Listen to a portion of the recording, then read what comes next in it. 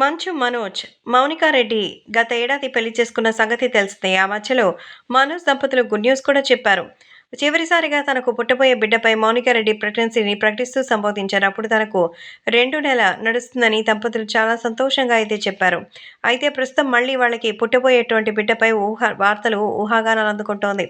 రీసెంట్‌గా శర్వానంద్ దంపతుల కుమార్తెలు జన్మించినటువంటి నేపథ్యంలో మనోజ్, మౌనికా రెడ్డి దంపతులు కూడా మరి తల్లిదండ్రులయ్యారని వార్తలొచ్చాయి.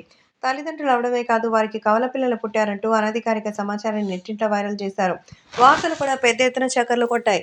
మరి దీనిపైన మనోజ్ తాజాగా స్పందించారు. అసలు నిజాన్ని బయటకి చెప్పారు. మా అభిమాన కుటుంబానికి శుభవార్త. నా సతీమణి ప్రస్తుతం 7వ నెల. తను ఆరోగ్యంగా ఉంది. ఇంకొన్ని రోజుల్లో మా జీవితానికి రాబోతున్న బిడ్డల పట్ల ఎంతో సంతోషంగా ఎదురు చూస్తున్నాం. కానీ ఒక విషయాన్ని స్పష్టం చేయదలుచుకున్నాను. మాకు కవలలు పుట్టారంటూ బయటొస్తున్న వార్తల్లో నిజం లేదు.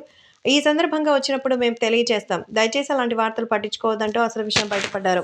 అయినా మా సంతోషంలో మీరు కూడా సంతోషంగా మరి ఫీల్ అవుతున్నందుకు చాలా ఆనందంగా ఉందని, ఇలాంటి ప్రేమని ఎప్పటికీ అలాగే ఉంచాలని కోరుకుంటూ, ఒకవేళ అలాంటిది మరి ఏదైనా ఒక శుభవార్త ఉంటే ఖచ్చితంగా మీకే ముందు చెప్తానంటూ మరి మనోజ్ అయితే పోస్ట్ చేశారు.